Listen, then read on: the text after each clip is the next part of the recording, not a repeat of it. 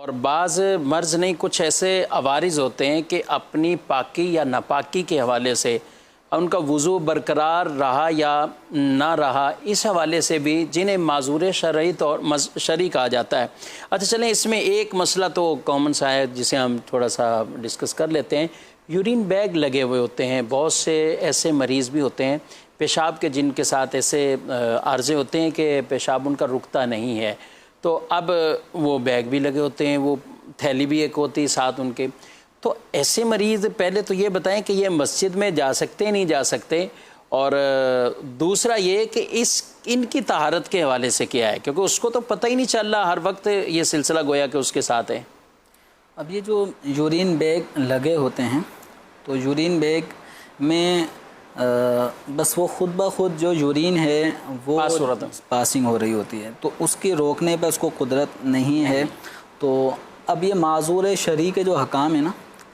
وہ اس کے اوپر لاگو ہوں گے۔ اب اس کا طریقہ کار یہ ہے، معذور شرعی کا حکم یہ ہے کہ جب نماز کا وقت شروع ہو جائے تو نماز کا وقت شروع ہونے پر اب یہ وضو کر کے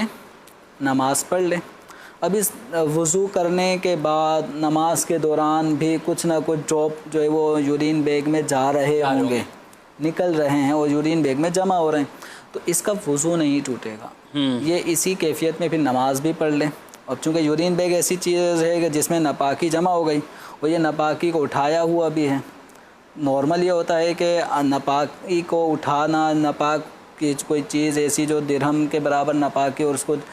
تھیلی کو یا شراب کو کسی نے جیب میں رکھا اور نماز پڑھے تو نماز نہیں ہوتی۔ لیکن چونکہ اب یہ معذور ہے اور یہ بیگ اس کے ساتھ ساتھ ہی رہے گا، یہ اگر زمین پہ بھی چھوڑ دیتا ہے تو حرکت کرنے سے وہ بھی حرکت کرتا ہے۔ بعض لوگ یہ کرتے ہیں بیلٹ وغیرہ باندھ کے اس میں یعنی قمیص کے نیچے اندر کی جانب وہ محفوظ کر لیتے ہیں کہ وہ نظر بھی نہیں آتا لوگوں کو، ایک مطلب آدمی تھوڑا سا صحیح بھی لگتا ہے اور معذور دکھائی بھی نہیں دیتا، لیکن شرعی اعتبار سے یہ معذور ہے اور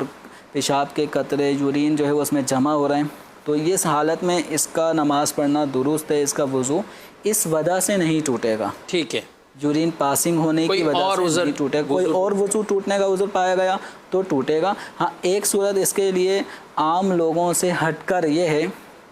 کہ جیسے اگر کسی نے مغرب کی نماز کا وضو کیا اور عشاء کا وقت آ گیا تو اب وہ مغرب کی نماز کے وضو سے عشاء کی نماز بھی پڑھ سکے گا، لیکن جس کے ساتھ عذر شرعی ہے اور وہ معذور شرعی ہو گیا تو اب اس کے لیے حکم یہ ہے کہ دیگر آزار پائے گئے تو وضو ٹوٹنے کا حکم دیں گے، لیکن دیگر نہیں پائے گئے، لیکن یہ وقت جیسے ہی نماز کا ختم ہوا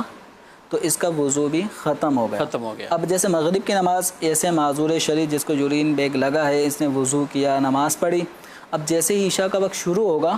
تو یہ مغرب والے وضو سے عشاء نہیں پڑھ سکے گا، اب دوبارہ وضو اب عشاء کے وقت میں اس کو دوبارہ عشاء کی نماز کے لیے وضو کرنا ہے، پھر یہ عشاء کی نماز پڑھیں گے۔ اچھا یہ بھی بعض لوگ سمجھتے ہیں کہ مغرب کے لیے وضو کیا ہے تو اب بس مغرب ہی پڑھیں گے،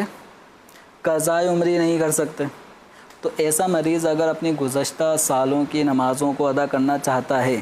تو اسی حالت کے اندر وہ ادا کرنا چاہتا ہے تو ادا کر سکتا ہے۔ ٹھیک ہے، تو یعنی اس دوران نماز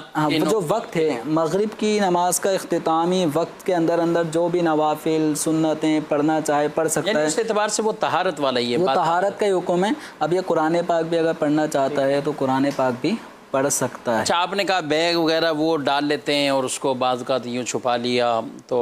عام بھی باہر نکلتے، تو اب یہ چھپا ہوا ہے سب کچھ ہے تو یہ پھر مسجد میں بھی جائے کیا کرے؟ اس کو چونکہ یہ حامل نجاست تو ہے، نجاست کو اٹھایا ہوا ہے، نجاست کو اٹھانے والا، ٹھیک ہے، تو نجاست کو اٹھا کر یا نجاست والے کپڑے یا نجس چیز کو مسجد میں لے جانے کی اجازت نہیں ہے، تو ایسے آدمی کو بھی مسجد میں نہیں جانا چاہیے، چھپا کر بھی بھلے اپنے اوپر کوئی چادر بھی۔ تو اب اس میں یہ ہے کہ ایسے شخص کو جس کو یورین بیگ لگا ہے اس کے اوپر پہ جماعت کا جو وجوب ہے وہ ساکت ہے، یہ اپنے گھر میں نماز پڑھ سکتا ہے، یا فنائے مسجد والا حصہ ہے جو عین مسجد والا حصہ نہیں ہوتا تو وہاں پہ اگر یہ آ کے نماز پڑھ لیتا ہے کسی موقع پہ تو اس کی گنجائش ہے۔ جیسے جمعہ المبارک کا موقع ہوتا ہے تو اس میں جمعہ فرض ہے، اب اس کو اس حیثیت سے اگر